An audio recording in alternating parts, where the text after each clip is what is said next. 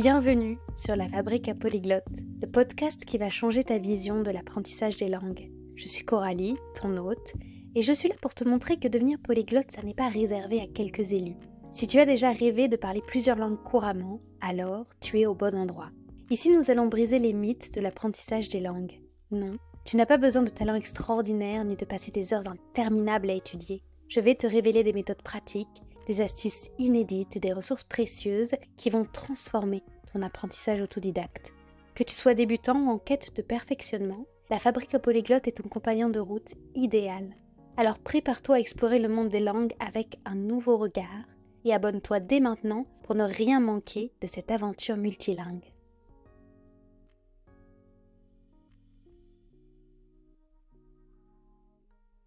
Aujourd'hui, on s'attaque à une question, j'allais dire épineuse. En fait, pas vraiment.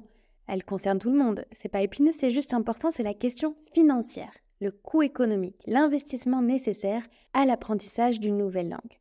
Et comme le dernier épisode, il portait sur la planification d'un plan de langue pour 2024, ça m'a semblé légitime de continuer sur ce sujet parce qu'il va impacter votre plan de langue. Et je fais pas seulement cet épisode parce que ça pourra vous aider à mieux planifier vos apprentissages, que ce soit en 2024 ou en 2025 ou en 2026, mais parce que j'ai été assez marquée par les commentaires que j'ai pu lire sous les vidéos de promotion de l'école en ligne Immerse avec l'accent français. On avait reçu Trisha de Immerse récemment, et bref, l'établissement propose une formule à 25 $ par mois quand on prend la formule avec engagement sur 6 mois, et 35 $ sans engagement, formule qui donne droit notamment à des cours de groupe avec un professeur en ligne de manière synchrone et surtout de manière illimitée. Et quand on connaît le coût des cours privés en ligne, on se dit juste « waouh ». Mais les commentaires que j'ai lus sous la publicité, c'est plutôt « rendez l'argent ». Comment osez-vous demander un code de carte bleue pour un essai de 15 jours? Si vous voulez vraiment faire mieux que Duolingo, payez les gens parce que Duolingo c'est gratuit.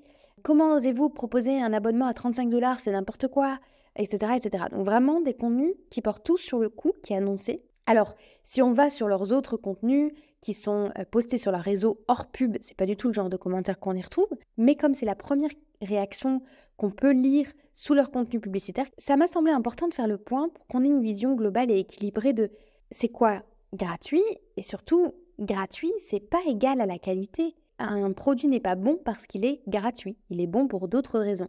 C'est quoi cher, c'est quoi pas cher, c'est quoi les critères pour le savoir? Et si gratuit, c'est un critère pour vous, d'abord sachez que c'est un critère hyper légitime, on a le droit de vouloir se former gratuitement, eh bien je vais vous donner toutes les options gratuites auxquelles on peut souscrire entre guillemets à chaque étape de l'apprentissage. Et au contraire, si vous souhaitez investir, si vous pouvez investir, si vous voulez investir, on va faire la liste de tous les points de dépenses et les échelles de tarifs pour que vous puissiez construire votre budget et pourquoi pas réserver certaines dépenses à des points plus essentiels de l'apprentissage. En tout cas, simplement avoir une idée de ce que c'est qu'un prix compétitif et un prix qui n'est pas compétitif. Je ne vais pas aborder ici la question des financements de type CPF et compagnie, d'abord ce serait trop long. En tout cas, sachez que vous avez des droits à la formation, que vous soyez salarié, indépendant, fonctionnaire, et que vous pouvez faire prendre en charge une partie de vos dépenses liées à l'apprentissage des langues, en tout cas si ça s'applique à votre carrière. Ici, c'est pas le sujet. Ici, le sujet, c'est de se dire, c'est quoi le coût des choses en matière d'apprentissage des langues? Est-ce que vous connaissez le triangle QCD en français? Q pour qualité, C pour coût et D pour délai. Ce triangle, il est utilisé dans le domaine de la gestion de projet ou dans le domaine des services pour communiquer le fait qu'un projet ou service, il ne peut pas être à la fois rapide, donc avoir un délai court, peu cher, donc avoir un coût faible, et de bonne qualité. Ce qu'on dit en général, c'est que si on choisit quelque chose de rapide et pas cher, on a une perte de qualité. Si on choisit quelque chose de rapide et de bonne qualité, en général, c'est plus cher. Et si on choisit quelque chose de bonne qualité et pas cher, c'est plus lent. On va voir comment ça s'applique à l'apprentissage des langues. Et bien sûr, je ne fais pas une application bête et méchante de ce triangle QCD. Parce que oui, j'en connais les limites, c'est une grille de lecture un petit peu sommaire. Et donc, plutôt que de l'utiliser comme ceci, je vais m'appuyer sur un article que j'ai trouvé, qui est écrit par un dénommé Benek Lisewski, un designer néo-zélandais. Il a écrit un article que je trouve très intéressant qui s'appelle The Big Lie of Good, Fast, Cheap, parce qu'en anglais, ce triangle QCD devient Good, Fast, Cheap. Et on va commencer par analyser l'apprentissage des langues avec les réflexions de Benek, que j'appellerai par son prénom, non pas parce que je le connais ou qu'il est connu, mais simplement parce que je trouve son nom de famille complexe à énoncer pour moi. Le premier point de Benek, c'est « good shouldn't be optional ». Bon, ça ne doit pas être optionnel. On ne peut pas se passer de la qualité. Comment est-ce que ça s'applique à l'apprentissage des langues?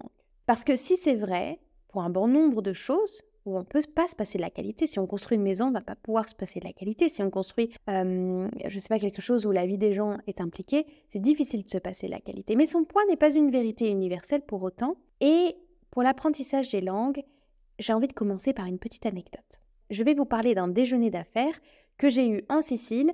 Bon, en fait, le lieu, il n'importe pas du tout.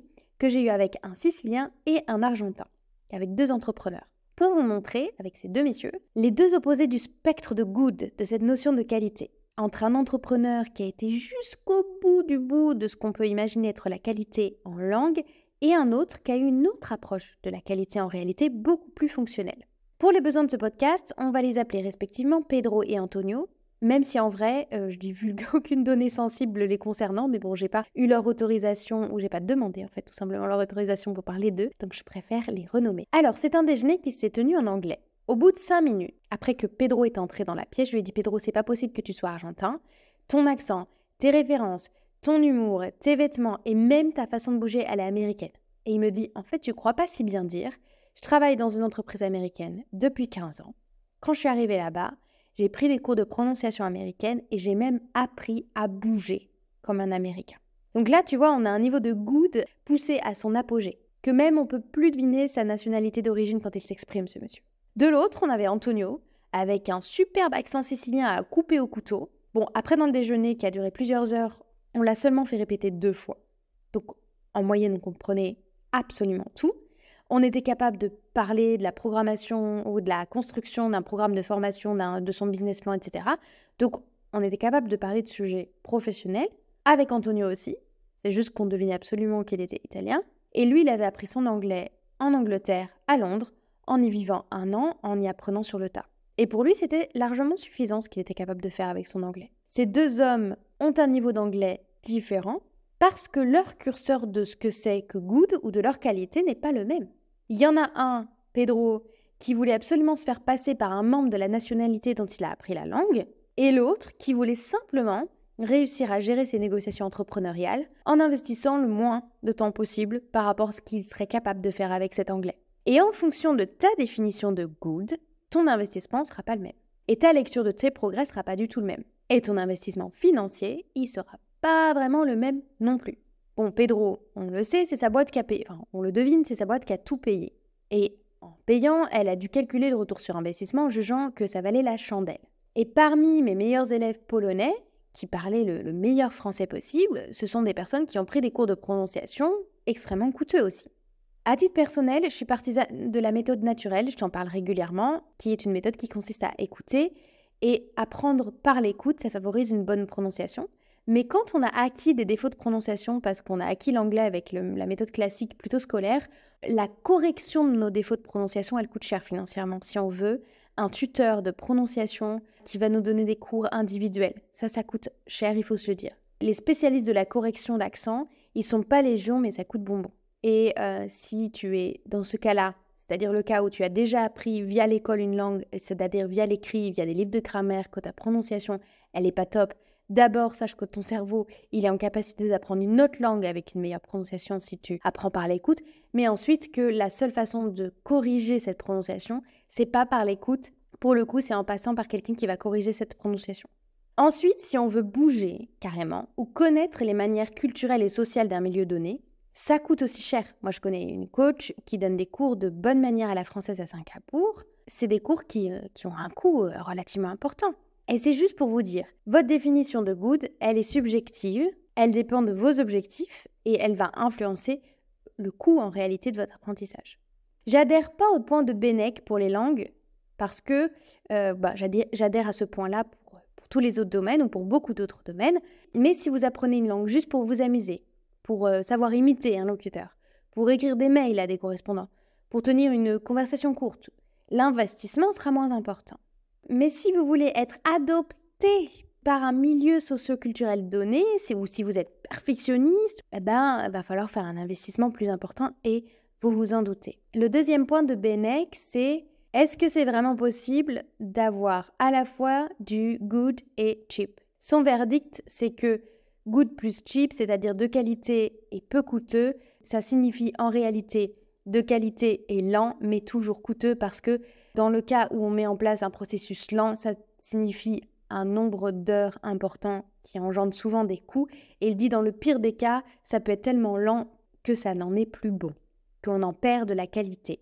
Donc lui, il met en doute le fait qu'on puisse avoir à la fois de la qualité et à la fois engager peu de coûts. Encore une fois, la qualité, ça va dépendre de vous, de vos critères, mais j'ai envie de vous parler d'Émilie. Cette fois-ci, je ne transforme pas son nom. Je vous donnerai même le lien de son compte Instagram dans la description de cet épisode. Émilie, elle est anglaise, elle s'appelle Emily Richardson. Elle a aussi un podcast sur les langues et je l'ai rencontrée. Non, je ne l'ai pas rencontrée.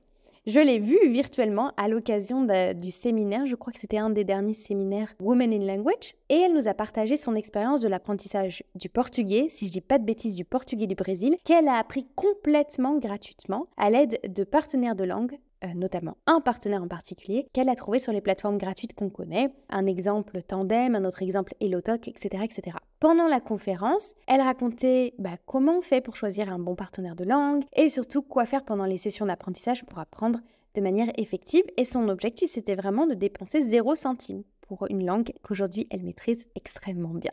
Elle est un témoignage vivant de ce que good et super cheap peuvent cohabiter. Mais ça lui a pris beaucoup de temps pour trouver le bon partenaire et surtout une super haute motivation. Et en fait, vouloir ne rien dépenser, ça peut être une motivation comme une autre. Et surtout, elle a dû mobiliser sa capacité à gérer son propre apprentissage, que, soyons clairs, nous n'avons pas tous, on n'a pas tous cette capacité-là et cette motivation-là. Donc je vous dis, oui, c'est possible d'atteindre un bon niveau, un excellent niveau, sans débourser un centime, mais le coût, en fait, il est transféré. Il y a une très chouette vidéo de Pierre du Monde des Langues qui s'intitule « Le vrai coût des langues », qui parle de l'investissement en temps et en énergie que requiert l'apprentissage d'une langue. Et l'épisode de la Fabrica Polyglotte numéro 2 avec Lucas Sadurni de Mosalingua, il était un peu dans cet esprit. Avec son titre « Apprendre les langues en vérité », il parle du fait qu'on ait besoin de mobiliser ou du temps ou de l'énergie, enfin souvent et du temps et de l'énergie pour apprendre une langue, même si on investit peu financièrement parlant. Donc c'est le moment d'être honnête avec soi. Est-ce que je suis capable de me dégager du temps? Est-ce que je vais pouvoir passer du temps à trouver des ressources gratuites? Est-ce que je vais pouvoir adapter mes ressources en fonction de mon niveau et donc les adapter en permanence? Est-ce que je vais avoir envie de mobiliser du temps pour trouver un partenaire de langue qui ait les mêmes sujets de conversation que moi, qui ait le même niveau que moi, qui ait les mêmes objectifs et surtout les mêmes disponibilités en termes d'emploi du temps? Est-ce que je vais trouver le temps de changer de partenaire de langue si celui-ci change ses disponibilités d'emploi du temps et que ça fait en sorte qu'on puisse plus travailler ensemble? Moi, j'ai pas envie de dire le tout gratuit c'est mauvais, mais ça a un coût caché. À ce stade, je voudrais vous partager le fait que l'énergie et le temps, c'est aussi pas quelque chose qui se crée avec l'argent. Parce que parfois, j'ai eu des élèves ou des personnes que j'ai accompagnées, qui faisaient l'effet inverse. C'est-à-dire qu'ils se disaient, si j'investis financièrement dans un truc, si j'achète mon application, si je prends Coralie 10 cours avec toi, si j'investis dans tel ou tel abonnement, comme j'aurais mis de l'argent, ça va me créer une pression supplémentaire. On fait ça, je sais pas combien d'abonnements sportifs on paye, mais en fait, payer, ça ne crée jamais du temps et de l'énergie. Ça nous donne une motivation parfois malsaine, dans laquelle on est notre propre bourreau, entre guillemets, et surtout, ça engendre de la culpabilité si on ne va pas jusqu'au bout. Donc, créer du temps et de l'énergie, créer du temps, ça se crée en gérant notre emploi du temps. Et l'énergie, ça se crée en gérant notre énergie, en prenant soin de notre sommeil, en ayant une motivation saine, en fait. La motivation saine, elle va engendrer naturellement de l'énergie. Donc, est-ce que ça peut être good and cheap? Ça dépend de vous et du moment de vie dans lequel vous vous trouvez. Et surtout, pensez pas à l'inverse, que payer, ça va forcément tout solutionner. Le troisième point de l'article de Bennett, c'est bon et rapide, c'est le seul choix. Donc lui, il fonctionne par élimination Benek. Il nous dit cheap and fast, donc c'est-à-dire peu cher et rapide, c'est stupide, c'est une perte de temps et d'argent qui est inutile. En réalité, pour l'apprentissage des langues, c'est une dynamique qui s'applique quand on apprend une langue juste pour un voyage, juste pour une conférence, juste pour un week-end pro. En fait, quand le projet est tout petit. Parfois, on a des projets petits avec les langues et c'est très bien. Good plus cheap, ça n'existe pas. Donc bon et peu cher, ça n'existe pas selon lui. Ça existe, moi je vous dis, ça existe pour l'apprentissage des langues, mais les coûts sont transférés en temps et en énergie. Fast plus good, c'est pour lui l'unique chose qui vaille la peine, c'est-à-dire rapide et bon. C'est ce qu'on cherche à 80%, mais on a vu, on peut avoir d'autres objectifs. En tout cas, c'est le meilleur argument de vente qui est utilisé. C'est un argument marketing qui est martelé partout. On l'a vu, ce qui est vendu le plus cher, c'est les formules qui vous permettent d'apprendre plus vite. En tout cas, voilà, c'est un super argument marketing qui est beaucoup utilisé. Avant de vous détailler les pôles de dépenses qui vont vous permettre d'aller plus vite justement, j'aimerais qu'on s'arrête un peu sur cette notion de cheap, de peu cher, de gratuit qu'on vient de retirer de l'équation. C'est une notion qui est très ancrée et qui a selon moi deux origines. D'abord, le fait que, pour reprendre les mots de la page éducation.gouv.fr, la gratuité de l'enseignement a été une patiente conquête de l'école républicaine et demeure un enjeu financier considérable. Donc c'est une culture de l'éducation gratuite qu'on a très très fort en France. D'autre part, parce que l'Internet avant les années 2010, il a été complètement basé sur la gratuité. On a ensuite vu apparaître des applications et des services qui proposaient un modèle freemium, premium, soit un peu de gratuit, un peu de payant au tout début avec un service gratuit de qualité comme Spotify par exemple. Et maintenant, les applis dégradent entre guillemets leur service gratuit pour en faire un simple aperçu de leur service payant et convertir une grande partie de leurs utilisateurs en clients. Et nous, on a gardé cette mentalité du Internet tout gratuit et de l'accès à la connaissance tout gratuit. En fait, je vais rajouter 3 autres raisons qui font qu'on a du mal à payer pour apprendre. Donc je le disais, il y a cette culture de l'enseignement républicain gratuit. Ensuite, cette culture de l'Internet gratuit. Et ensuite, troisième point, et le premier de ces 3 autres points que je vais citer, c'est on a une mauvaise compréhension de ce que c'est qu'apprendre une langue. Puisqu'on l'associe à cette connaissance gratuite, mais apprendre une langue, ça n'est pas acquérir de la connaissance, c'est de la pratique. Et on vit dans une nouvelle économie de la connaissance qui a beaucoup changé, où on a beaucoup de choses accessibles. Mais acquérir une compétence linguistique, ça n'est pas bénéficier de connaissances. Autre point, on n'est plus habitué à en chier un petit peu. On est dans une culture, au moins pour l'Occident, où on est fort attaché à tous nos droits, pas beaucoup à nos devoirs. J'ai droit à l'éducation, j'ai droit à ça, je vais protéger mes droits. Et on oublie ce qui va avec les droits en réalité. Un exemple symptomatique que j'ai beaucoup vu pendant ces vacances de Noël, un des membres de ma famille, mais Spotify avait un compte gratuit. On n'a pas tous ces comptes payants, bref, un compte gratuit. On met de la musique. Arrive un moment où il y a la pub. Et là, c'est « Oh là là, c'est quoi cette pub qui fait chier? Ça fait chier vraiment. Hein. Mais pourquoi ça fait chier? En fait, Spotify, c'est une entreprise. Elle a des employés. C'est toi qui utilises le service de Spotify. Personne t'y oblige. Ce à quoi tu accèdes gratuitement, tu devrais en être plutôt content en fait. Parce que si 100% des utilisateurs ne payaient pas, l'entreprise, elle ne pourrait pas tourner. Et elle développe des choses. Et c'est une entreprise qui cherche la rentabilité en réalité. Et en quoi un compte sans publicité, il t'est dû? C'est pas un service public. On attend autre chose d'un service public, ça oui, bien sûr. On attend autre chose de ce pourquoi on paye en réalité, puisqu'on est un contribuable, on contribue.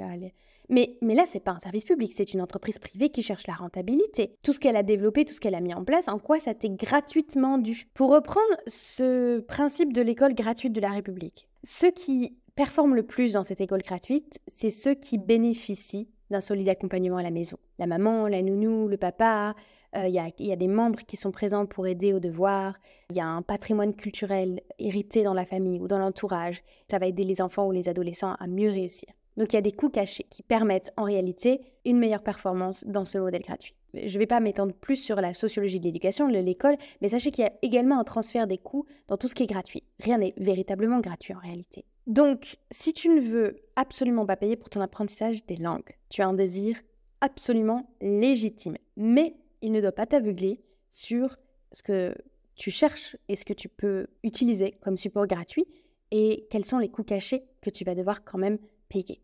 Qu'est-ce qui coûte de l'argent en réalité? Il y a plein de choses qui peuvent coûter de l'argent. Nous, à la Fabrique à Polyglotte, par exemple, on a créé une boîte à outils numérique pour que tu puisses gérer ton apprentissage autonome à la maison avec la méthode naturelle celle qui se base sur l'écoute et qu'on évoquait un peu plus tôt. Mais tu as des tas de supports possibles. Tu vas avoir les applications de vocabulaire, les cours privés en groupe, les cours privés individuels, les écoles en ligne, les extensions Chrome diverses et variées, les abonnements Netflix et compagnie, les VPN, les tuteurs en ligne, les livres de grammaire, les cahiers d'exercice, les méthodes X ou Y, les accès à des vidéos privées de créateurs en ligne, les abonnements au membership d'accès à des communautés, les podcasts payants. Enfin, la liste, elle est longue, elle est quasi infinie. Alors, quels sont, à chaque étape de ton apprentissage, les raccourcis que tu peux utiliser et les options payantes, voire gratuites? Sachant que quand tu démarres, c'est le moment où ta courbe de progression elle est la plus rapide. C'est le moment où, en général, tu investis le plus, mais pour autant, ce ne serait pas le moment d'investir le plus. En réalité, on devient un petit peu plus radin quand on est au niveau intermédiaire parce qu'on a un petit peu plus pris la confiance. Pour autant, c'est à ce moment-là qu'on aurait plus besoin d'investir sur des choses qui vont nous amener exactement là où on a besoin d'aller, surtout si on a une définition de good ou de qualité exigeante. Parce que quand tu apprends à un niveau entre le niveau A0 et le niveau A2, B1, en réalité, c'est le moment où la méthode... C'est pas qu'elle importe moins, parce que je défends la méthode naturelle, mais c'est là où tu vas trouver le plus de ressources. Et pour autant, c'est les débutants qui investissent le plus. J'ai envie de te dire que si tu as envie de faire le plus d'économies, n'investis pas dans ton niveau débutant, sauf si tu apprends une langue qui est rare. Autrement, maîtriser une langue, c'est travailler sur 4 dimensions, voire 6. Comprendre l'oral, parler, écrire et lire. Et les 2 autres, qui peuvent être aussi travaillés, c'est bâtir ton vocabulaire et gérer ta grammaire. Donc on va faire dans l'ordre.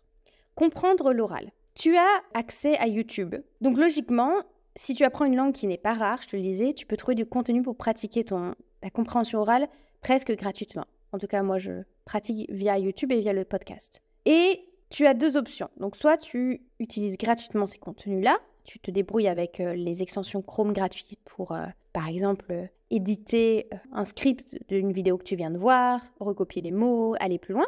Tu peux aussi, si tu ne veux absolument pas payer pour développer ta compréhension orale, trouver des partenaires de langue gratuitement qui vont te parler, surtout si tu apprends une langue rare, ou qui vont t'orienter en trouvant eux-mêmes du contenu audio pour toi. Ou alors, c'est une langue vraiment où il y a très peu de contenu et vous enregistrez vos sessions de conversation et tu prends le temps de beaucoup écouter cette personne qui parle, soit dans le cas où tu as besoin de payer parce que tu vas aller plus vite, parce que tu as déjà un niveau avancé et ta compréhension orale, tu veux qu'elle soit hyper ciblée, tu vas trouver quelqu'un qui va t'accompagner là-dedans en payant. Tu vois un coach linguistique qui va trouver des ressources spécifiques pour ton cas ou spécifiques pour la langue rare que tu apprends.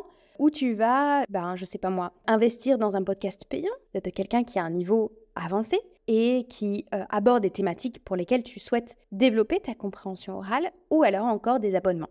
Des abonnements, je sais pas, moi je pense à Italiano per la Vita, mais pour moi l'investissement il est utile à partir du moment où c'est très niché ce dont tu as besoin. Et le raccourci pour comprendre plus vite l'oral quand tu as un niveau débutant, c'est d'utiliser des applications de vocabulaire. Personnellement, j'utilise l'application Speakly. Je te dis ça parce que j'ai aucune commission, rien du tout. J'ai pas à l'heure où j'enregistre cet épisode, j'ai pas de lien avec cette application. Elle coûte 50 € par an pour toutes les langues de leur catalogue et il est pas maigre. Et je te déconseille les applications de vocabulaire, mais là je suis en train de m'éloigner du sujet du coup. J'ai pas envie que tu perdes du temps. Des applications qui t'apprennent du vocabulaire un peu what the fuck, qui n'est pas utilisé par les natifs, qui n'est pas authentique et qui t'apprend pas dans des phrases. Parce que Speakly, l'avantage, c'est qu'ils t'apprennent du vocabulaire dans des phrases en contexte. Parler, honnêtement, pour moi, c'est le pôle de dépense le plus important. C'est de trouver des moments de pratique linguistique. Il y a toujours moyen, évidemment, de ne rien débourser en utilisant des applications pour trouver des partenaires de langue, ou alors même tu connais toi des locuteurs de la langue que tu apprends dans ta ville, dans ton entreprise, et tu peux trouver un moyen tu peux toujours trouver quelqu'un pour parler, pour développer cette pratique-là orale. Sinon, il va falloir passer par des tuteurs en ligne via des plateformes comme Italki ou Preply, ou alors des personnes que tu rencontreras en direct via leurs réseaux sociaux, que ce soit des tuteurs ou des professeurs diplômés. La différence entre tuteurs et professeurs, c'est que les professeurs ont fait des études et les tuteurs ont peut-être un parcours un peu plus autodidacte. Dans la version pas chère, voire gratuite, tu peux avoir des clubs de langue toujours dans ta ville, dans ta MJC. Tu peux rencontrer, tu peux aller au forum des associations de ta ville et faire des rencontres. Quand tu débutes, je te disais, c'est pas le moment d'investir au max parce que tu trouveras toujours quelque chose. Tu peux même aller sur Meetup et trouver des moments d'échange linguistique gratuits, sauf évidemment, comme je te le disais, dans le cas où tu apprends une langue rare. Si, comme j'ai eu un élève qui était muté dans un autre pays, dans un poste de manager et qui devait gérer du personnel et surtout des réunions dans une autre langue. Et là, il avait des enjeux super importants parce qu'il allait devoir obtenir le respect d'une équipe pour laquelle il n'avait pas les mêmes codes culturels. Et donc là, il investissait avec moi dans des cours privés parce que l'investissement, enfin surtout l'enjeu, plus que l'investissement, il était grand. Donc mesure un petit peu à quel point l'enjeu est grand, où est-ce que tu peux te passer d'investir dans des cours très coûteux. Lire. Lire, c'est un pôle où on n'a pas généralement besoin de faire un investissement important parce qu'on peut trouver des ressources à lire partout sur Internet, sauf encore une fois si tu apprends une langue rare. Après, tu peux trouver des livres d'occasion dans une autre langue, tu peux faire des trocs de livres gratuits avec des partenaires de langue. En fait, avec un peu de créativité, on a toujours le moyen de choper du bouquin pour quasiment rien. Tu as des applis, tu as des articles de blog. En fait, tu as tellement de ressources à lire parce que tu peux même, tu sais, travailler la lecture dans d'autres situations. Par exemple, en générant le script d'une vidéo que tu as écouté. Voilà, c'est le pôle pour lequel j'ai jamais trop dépensé, c'est le pôle pour lequel tu peux évidemment te faire plaisir. Il n'y a pas de limite en réalité, mais c'est plutôt quelque chose que tu peux intégrer à d'autres dépenses. Tu peux l'intégrer à ta dépense d'application de vocabulaire, tu peux l'intégrer à ta dépense en temps que tu passes à décrypter des vidéos. Et ensuite, autre dimension, l'écriture. Pareil, c'est quelque chose pour lequel tu n'as pas forcément beaucoup d'investissement à faire, sauf si l'écrit est important, toi, dans ton utilisation de la langue. Mettons que tu veuilles devenir un auteur qui écrit des livres directement en anglais, là tu vas te faire accompagner évidemment. Tu peux la développer gratuitement avec des outils en ligne comme ChatGPT, tu peux journaler gratuitement, tu peux trouver encore une fois un partenaire de langue qui va corriger tes écrits, ou tu peux toujours combiner cette dimension avec ton accompagnement avec un tuteur en ligne. Bref, Coralie, ça coûte combien ? Voilà, c'est la question brûlante que tu te poses actuellement. Les cours en individuel en ligne, ça coûte en moyenne 20 € de l'heure. Les cours individuels en présentiel, ils peuvent coûter un peu plus cher, 30 € de l'heure. Si tu trouves un professeur en ligne qui vit en Orient, enfin qui vit dans un pays dont le coût de la vie est inférieur au tien, il peut descendre ses tarifs. Si cette personne a des tarifs très bas alors qu'il vit en Europe, c'est quelqu'un qui est dans une situation précaire et j'opte rarement pour ce cas-là. Tu vas évidemment investir des coûts plus importants pour les plateformes all-inclusive, pour les abonnements mensuels, parce qu'ils vont t'épargner des heures de recherche de ressources et que tu as tout au même endroit. Tu as peut-être des plateformes comme Italiano per la Vita, où tu as à la fois quelque chose où tu peux développer la lecture, l'écoute, l'écriture, la grammaire, l'expression orale avec des groupes de discussion, toute la dimension culturelle. Là, tu sais que le coût peut bien évoluer. Les memberships, en général, ça va de 15 € par mois à 50 € en fonction de tout ce que tu retrouves dedans. Ensuite, tu vas avoir les applications. Les applications, elles ont des coûts divers et variés, entre 5 et 25 € par mois. Et tu peux pas comparer 25 € et 25 €. Il faut vraiment que tu regardes ce qu'il y a. 25 € par exemple dans une application qui gère juste son vocabulaire et 25 € dans une application avec des cours en ligne en direct avec quelqu'un qui te permet de pratiquer en conditions réelles, ça n'a rien à voir. Sachant que le meilleur investissement, c'est toujours celui qui te rapproche de ton objectif à toi. Peu importe s'il est différent de la voisine. Un autre critère à prendre en compte, c'est à quel point ça me plaît.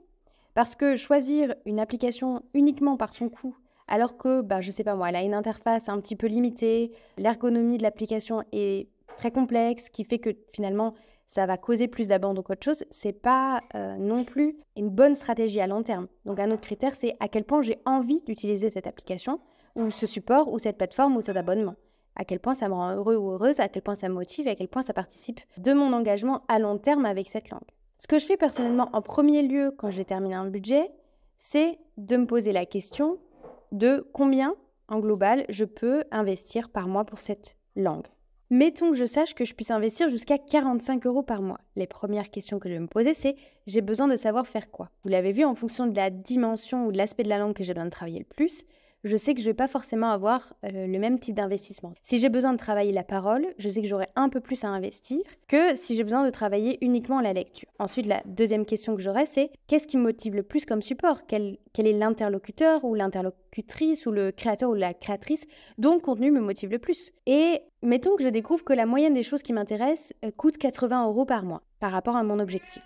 Soit je vais poser la question de savoir s'il y a un autre pôle de dépenses chez moi qui est différent de celui des langues qui peut être réduit, ou si je peux mutualiser un support pour plusieurs langues, comme par exemple l'application Speakly qui couvre un grand nombre de langues. Si la réponse est non, que je ne veux pas réduire un autre pôle de dépenses de mon budget personnel, ou que le programme que je vise, c'est un programme seulement pour l'italien, et que je ne peux pas mutualiser avec d'autres langues. Je vais voir s'il n'y a pas un moyen d'utiliser une version plus light, par exemple de ce support à 40 €. Par exemple, je sais pas moi, une plateforme d'abonnement qui propose quelque chose de moins complet pour 40 € et que je vois comment je peux compléter avec des ressources gratuites. Ensuite, je me dirais, pourquoi pas? Je vais prendre cette version légère qui me permet de travailler, mettons, avec des cours en direct tous les 15 jours et je compléterai avec une application gratuite en attendant. Ça, c'est aussi des données qu'il va falloir mettre en rapport avec le temps que j'ai disponible dans la semaine et avec le temps d'investissement nécessaire à l'utilisation de cette plateforme. Ce qui fait que je vous réponds avec plus de questions que de plans personnalisés qui vous conviendraient à tous, parce que en fonction de vos objectifs, en fonction du budget, en fonction de qui va être important pour vous de développer en 2024, vous n'allez pas avoir les mêmes approches. Donc c'est pour ça que cet épisode est aussi long et que je ne peux pas tout résumer en un seul PDF téléchargeable qui vous donnerait une liste de choses à faire qui fonctionnerait pour tous. En tout cas, avec cet épisode et le précédent, vous avez matière à créer votre plan d'apprentissage sans débourser un sou. Si vous tapez Language Learning Plan sur Google, vous aurez aussi tout un tas de vidéos en anglais pour vous inspirer. Et si vous voulez qu'on fasse ça ensemble, j'ai débloqué des créneaux en janvier pour ça. Je vous propose de vous accompagner pour la création de votre plan de langue en suivant la méthode que vous avez pu écouter dans le dernier épisode. Si vous souhaitez réserver votre consultation, vous avez le lien dans la description de l'épisode. Attends, il y a 2 petits conseils que je voulais te donner que j'avais oubliés. Allez, je te les mets à la suite l'un de l'autre. Pourquoi un plan de langue, c'est encore plus important quand on veut miser sur le gratuit? Parce que tu vas devoir développer une capacité hyper importante pour toi, c'est de savoir si cette ressource ou ce truc que tu fais qui n'est pas forcément une ressource, ça t'aide à apprendre une langue ou pas. Un exemple courant que j'ai vu, c'est une mauvaise utilisation des réseaux sociaux. C'est pourquoi j'avais fait un épisode uniquement sur les réseaux sociaux. Il y a un succès phénoménal sur les petites vidéos où personne te dit « c'est quoi ça? What this ?» C'est en général en anglais. Et après, il te donne la réponse. Un bolígrafo. Petite vidéo très courte de vocabulaire qui, à moins que tu t'acharnes à répéter les mots, ne te servent pas, en général. Donc, quand tu fais un plan de langue parce que tu as décidé d'utiliser des ressources gratuites et que tu peux pas laisser les choses au hasard, mais il faut développer cette capacité de se dire « Ok, je traque un peu mon temps, je suis un petit peu ce que je fais, je note quelles activités j'ai décidé de faire. » Une autre chose à mesurer, c'est aussi, parce que quand on parle de dépenses, il faut qu'on parle de retour sur investissement, quel est le coût de l'opportunité à laquelle je m'ouvre quand j'apprends des langues? C'est un coût à prendre en compte uniquement si c'est très clair. Uniquement si vous savez exactement l'opportunité que vous allez avoir. Parce que si cette notion n'est pas claire, elle ne va pas beaucoup vous servir. Par exemple, on sait qu'il y a une personne qui a plus de langues sur son CV, a un meilleur taux d'employabilité, peut être mieux payée, mais en réalité, si dans votre secteur, c'est pas le cas, si ça devient quelque chose de flou, c'est pas un moteur qui vous portera. Donc ça, c'est vraiment à prendre en compte que si vous savez exactement quelle opportunité vous cherchez, et si on vous a dit, tel poste tu l'auras si tu parles telle langue, ou si vous savez que dans votre ville, ils recherchent des personnes qui ont telle capacité linguistique. Voilà, et le coût, l'opportunité, c'est quelque chose qui peut rentrer en compte et qui peut ne pas être pris en compte aussi si ça nous apporte que des données abstraites, voyez. Merci d'avoir écouté cet épisode de la Fabrique à Polyglotte jusqu'à la fin. J'espère sincèrement qu'il a été enrichissant pour toi. Si c'est le cas, j'ai une faveur à te demander. Pour soutenir notre communauté polyglotte grandissante, pourrais-tu prendre un instant pour attribuer 5 étoiles à ce podcast sur ta plateforme d'écoute et le partager autour de toi? Ton soutien, c'est la clé de la longévité de ce podcast. Je te remercie chaleureusement pour ce geste et en attendant notre prochain rendez-vous, je te souhaite d'incroyables conversations en langue étrangère, mais surtout, reste curieuse, reste curieux.